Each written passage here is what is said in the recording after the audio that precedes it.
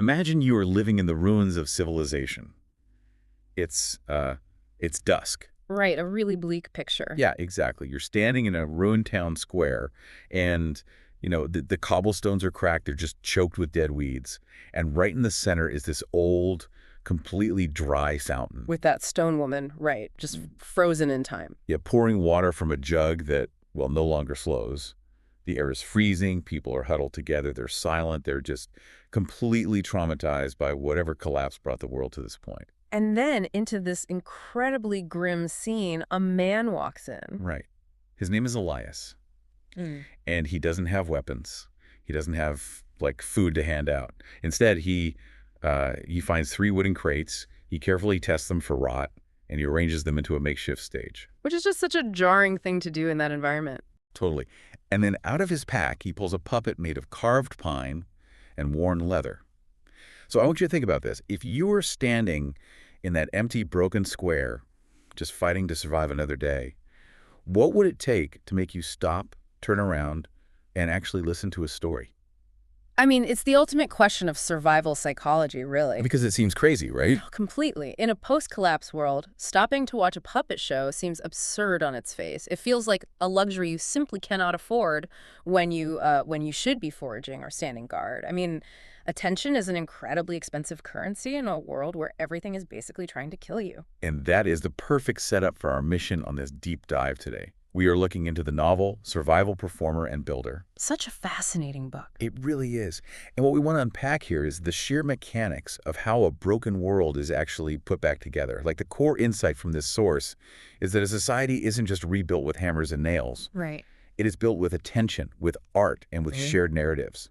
Yeah, and to really understand how those elements work together, we have to look at the core tensions surrounding our protagonist, Elias. The survival performer. Exactly. He's a former carpenter, but he wanders the road now as this survival performer. He's completely abandoned his past trade. Which seems counterintuitive if the world needs fixing. Well, the logic he operates under is that buildings like foundations, roofs, walls, they anchor you to a doomed Earth. Oh, right. To him, the Earth just isn't trustworthy anymore. A permanent structure is just a target. But a performance can be packed into a canvas bag, and you can simply walk away when things inevitably go wrong. He highly values mobility over permanence. So to understand how a guy with that specific philosophy eventually rebuilds an entire community, we first have to understand the mechanics of how he captures their attention in that ruined square. Right, because he doesn't just stand on those crates and start yelling at people. No, he's incredibly deliberate. I love this detail. He sets up a lantern to create a single circle of gold light in this otherwise gray, just washed-out world. And then he just waits. He lets the visual contrast do all the heavy lifting. Exactly. And the first person to walk up is a kid. But Elias refuses to perform for just one child, which I found really interesting. Yeah, he has rules. He does. He tells the kid, one person isn't an audience. An audience needs at least 3. And he specifically demands that they can't just be kids. He sends this boy off to find adults with coins or bread. Because, I mean, an audience needs a reason to stop, but a performer still needs calories to survive. Exactly. And when they come back, they do bring a small crowd. There's a tired soldier, an old carpenter, some elderly women. And that is when Elias pulls out his puppet. The architect. Yes, he calls it the architect. And the physical detail of this puppet tells you everything about Elias's mindset. It's painted with ochre for the skin, charcoal for the eyes, and just this thin line of crushed berry for the mouth. It is incredibly simple. So simple. Because, as Elias knows from his past life, complexity breaks. Simplicity endures. Right. And let's look at the underlying logic of the story Elias chooses to tell them, because it feels highly calculated. He tells a story about a builder in the old city who only made doors. Just doors. Just doors. And when asked why, Elias says that doors are the most honest part of a building. He argues that walls pretend they'll stand forever, and roofs claim they'll keep out all weather, which, both of those are lies in a collapsed world. Right, the environment always wins eventually. Exactly. But a door admits its purpose openly. Yeah, door says this far and no farther. It acknowledges that there is an inside and an outside, and it serves as the gatekeeper between safety and danger. And the narrative he weaves around this is just heartbreaking. So the builder in the story has a daughter who loves to sing. But when the collapse happens, she stops singing. And Elias implies pretty heavily that she died. Yeah, he does. So this grief-struck builder travels around making these perfect, honest doors, and his only requested payment is asking people to sing for him. Yeah. And according to the fable, her voice, like her intention, gets trapped in the wood of the doors, whispering to anyone who approaches, "Enter. You are safe here." And the reaction of the audience is really what we should focus on here, because they don't applaud when he finishes. They don't even remember how to. Exactly. They've literally forgotten the social convention of clapping, but they stay in the light. The soldier in the crowd even speaks up and asks if the builder is real. Okay, so I want to push back on Elias's methodology here for a second. Sure, let's unpack it. Looking at this critically, is Elias just deploying a psychological Trojan horse? I mean, he's rolling into a town, he's profiling a highly traumatized group of survivors, and telling them a story about safety and sanctuary. Which is exactly what their brains are starving for. Right. He knows it will get them to hand over their cheese and dried apples. Is he just manipulating them for his own survival? You're absolutely right to be skeptical, and frankly, Elias is manipulating them. He is extracting resources to survive. But the text makes this really interesting distinction between manipulation for exploitation and manipulation for salvation. Okay, how so? Well, Elias refers to this as the contract between performer and audience. He tells them, I will give you something true, and you will give me something true in return. Yeah. He demands their absolute attention, declaring that for 1 hour, this ruined square is a theater.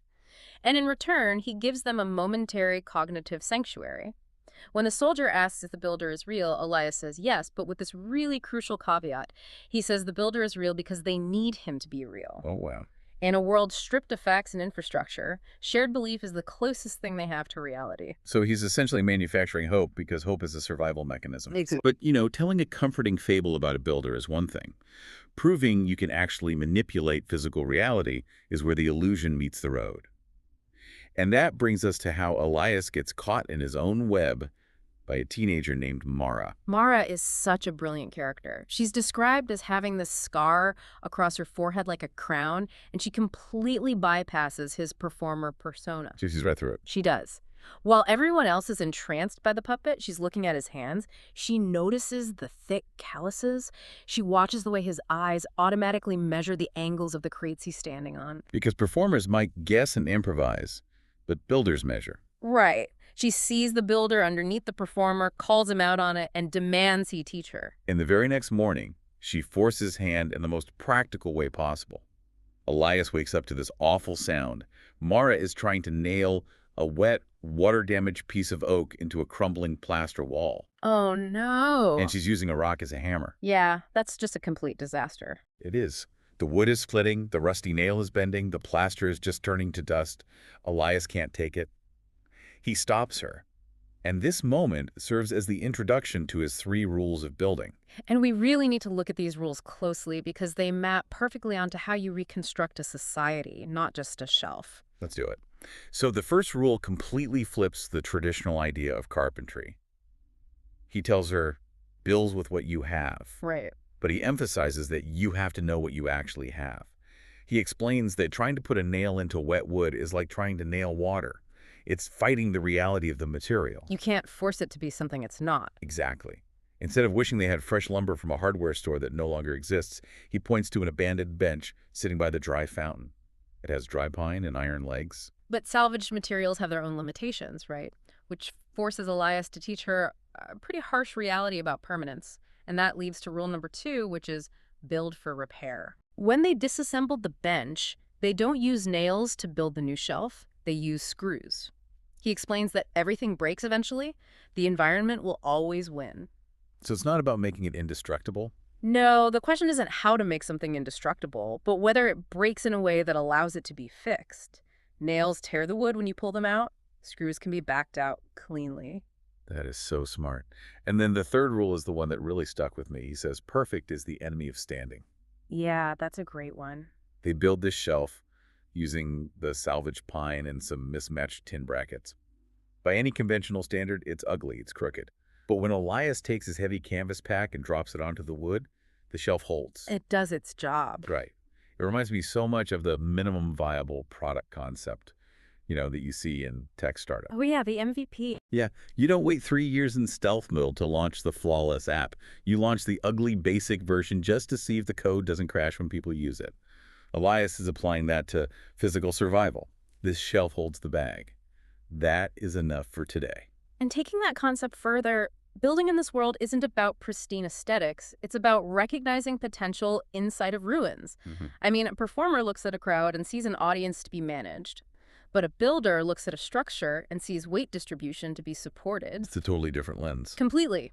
By teaching Mara how to build that ugly, functional shelf, he sparks a profound psychological shift. It moves Mara, and eventually the rest of the town, from a state of passive victimhood to active agency. They stop waiting to be saved. Exactly. They stop waiting for some old world authority to come fix things, and they start taking physical ownership of their space. It is a complete paradigm shift for them. But, fixing a physical shelf with a few screws is just basic mechanics. Elias is soon forced to take those exact same building rules and apply them to something infinitely more volatile. Which is human tribalism. Exactly. The catalyst for that is the arrival of 30 starving refugees from the West. The town, as we just discussed, is finally starting to stabilize. They have some repaired doors, a few crooked shelves, and a small stockpile of food. So when 30 desperate strangers show up, the locals immediately turn hostile. They don't have defensive walls, so the refugees just set up this chaotic tent city in the adjacent field. And the tension escalates almost instantly. A local boy named Tom, who, interestingly, was the very first kid to watch Elias's puppet show in the square. Oh, right, the one he sent for adults. Yes, that kid. He throws a stone into the dry fountain to intimidate the newcomers. The message is primitive but clear. We were here first, and we are not going to let you consume the tiny bit of security we scraped together. It's the definition of a scarcity mindset. Elias points out to Tom that fear makes good people stupid, so Elias realizes he has to intervene. But he doesn't do it by standing on his crates and preaching morality to the town. No, that wouldn't work. Not at all. He walks straight into the refugee camp and seeks out their leader, a former teacher named Celine. And he proposes a fascinating trade. He tells Celine, I will teach your people to build physical wooden floor shelters so you aren't sleeping in the freezing mud. In exchange, you give me your stories. He wants their trauma. Yeah, he wants the details of their traumas, what they fled from, and what they still hope for. Because Elias understands a fundamental truth about human conflict here. The townspeople's fear of the refugees stems entirely from the unknown. They just see a faceless mass of mouths to feed. Elias needs their stories because if he can translate the refugees' experiences into his performances, he can force the town to see them as human beings rather than a monolithic threat. And the mechanism he uses for this translation is so clever. He doesn't just, read the refugees' traumatic diaries aloud to the town. No, people would just put their emotional walls up. Exactly. Instead, he weaves their pain into surreal fables.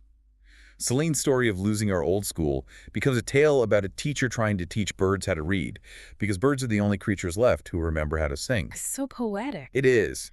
And an old man's harrowing story of crossing a dried-up riverbed becomes this myth about a wooden boat sailing on dust, desperately looking for underground water. The townspeople listen to these fables, and the empathy just bypasses their defenses completely. We actually see Tom, the boy who threw the stone, eventually sit down with a refugee girl and show her how to carve a whistle. It's a remarkable demonstration of how shared imagination can de-escalate violence. But it is a very fragile truce. Which makes me wonder about the ethics of Elias's method again. I have to ask you, is art just being utilized as a tool for social engineering here? That's a heavy question. Well, is Elias essentially hacking their cognitive biases to force them to get along so the town doesn't tear itself apart? Yeah. It's an essential question about the utility of art in a crisis, for sure. I wouldn't classify it as social engineering, mostly because it isn't coercive. I'd call it an antidote to tribalism. Art, in this context, cures fear because it requires empathy to process. You have to put yourself in the shoes of the teacher or the boatman. You have to feel it. Right. But the real proof that this isn't just Elias pulling everyone's strings happens when Celine approaches him. She realizes the power of what he's doing, and she demands to learn how to operate the puppet herself. She realizes she can't rely on him to translate for her forever. Exactly. And Elias gives her a critical piece of advice. He insists she not call it a puppet. He says puppets are for children being entertained. She needs to call it a voice. Oh, I love that. Yeah, a voice is for everyone. When Celine finally takes the stage, operating the wood and leather herself, she tells her own story. She spins a fable about a floating school drifting from town to town, picking up children who had nowhere else to go. And when she finishes, the townspeople applaud for the first time in years. The text describes it as sounding like dry branches snapping. That auditory detail is so haunting. It really is. Gareth, the arthritic old carpenter, is the first one to start clapping. And at this point, it feels like this beautiful, fragile piece is solid. Elias and Celine have literally built a community out of dust and trauma. But, every foundation has to be stress-tested eventually. Oh, absolutely. And for them, that test arrives in the dead of winter in the form of a critic. His name is Corvin. He's another traveling storyteller, but he operates as this dark, ideological mirror to Elias. The imagery around Corvin is great. He carries a crow puppet made of black wood with polished stone eyes. Yeah, the second he walks in, that he represents a completely different worldview. Total contrast. Yeah. While Elias tells stories about building honest doors and floating schools, Corvin tells brutal stories about the collapse itself. He focuses on the corruption, the systemic failures that destroyed the old world, and the absolute necessity of tearing down broken systems before they kill you. And the debate that takes place between Elias and Corvin in the workshop is really the philosophical climax of the story. Corvin observes the town and warns Elias that he is making these people dangerously comfortable. Right. Corvin's argument is that a community that only focuses on building forgets why it needs walls in the first place. And to prove his point, Corvin warns them about what he calls the Phoenix lands to the south. And we should clarify what that means because it's terrifying. Yeah, it's a huge threat. They call them the Phoenix lands because the survivors down there aren't trying to build something new. They're actively trying to resurrect the exact same oppressive, militarized hierarchies that caused the collapse in the first place. They are rising from the ashes, but as predators. And honestly, I found myself agreeing with Corvin's perspective for a minute. Oh, really? How so? Well, think about it. Corvin is acting like an autoimmune response for human society, right? That's an interesting way to put it. Yeah, like he sees Elias treating the symptoms of trauma with these comforting fables about safety. But Corvin thinks if you don't keep the wound exposed, if you don't constantly remind people of the horrors that caused the collapse, they will forget how to defend themselves. Yeah. If Elias just keeps pacifying everyone with stories about doors, isn't he just cultivating a soft, naive target for the Phoenix lands to march up and conquer? It's a completely valid critique, and Elias recognizes the truth in it too. Corvin represents the unavoidable cyclical nature of human civilization. You build, you question the structures you built, you tear down what no longer serves you, and then you rebuild. It's a cycle. It is. Corvin believes the world desperately needs questioners. It needs people who stand outside the walls and ask whether what's being constructed inside is actually just another prison. But through this debate, Elias realizes the fundamental incompatibility of trying to be both things at once. Performers and critics should question everything. They require that emotional and physical distance to see clearly. Yeah. But builders must affirm. Right. A builder has to inherently believe the roof will hold the snow, or no one will have the courage to sleep underneath it. And that is the crux of Elias's internal crisis. He explains this to Castor, the former soldier. He says that performers need to remain strangers. If they are strangers, the audience can project whatever hopes or fears they need onto the performance. Because they're a blank slate. Exactly. But builders require physical presence. They need to be known, they need to be trusted, and most importantly, they need to be accountable when things go wrong. You simply cannot be a detached observer if you want to protect what you've actively built, which forces Elias into his final crossroads.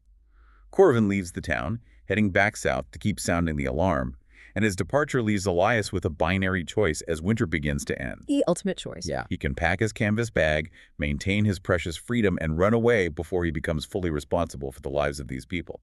Or he can pick up his hammer, stay, and accept the terrifying weight of permanence. And that choice manifests physically in the spring. So how does the story actually force Elias to make this decision? Because the timing is perfectly set right as the ice thaws. It all comes down to a structural flaw they ignored. Above the makeshift stage they built in the square, there's a notched wooden beam. Gareth, the old carpenter who passed away during the harsh winter, had warned Elias about it months ago. He knew it was bad. He did. Gareth knew the wood was notched incorrectly, but they were in a rush to get the roof up before the snow fell. He warned Elias that when the moisture swelled the wood in the spring, the beam would crack. And exactly as predicted, as the thaw sets in, a massive fissure opens up in the wood. Elias is standing there alone, staring up at this crack. Ah, His canvas bag is fully packed and sitting by the door. It has been his deeply ingrained survival habit for years to run before the roof literally falls in. and this quiet moment is where he finally internalizes the difference between art and infrastructure. A performer provides an emotion. It's a beautiful, necessary thing, but an emotion fades into unreliable memory the moment the show ends. It's fleeting. Yes. A builder, however, provides a shelf, a door, a roof, and that physical structure stands there, doing its work silently and invisibly long after the builder has packed up and gone. He realizes that a true builder creates a world that can survive without them.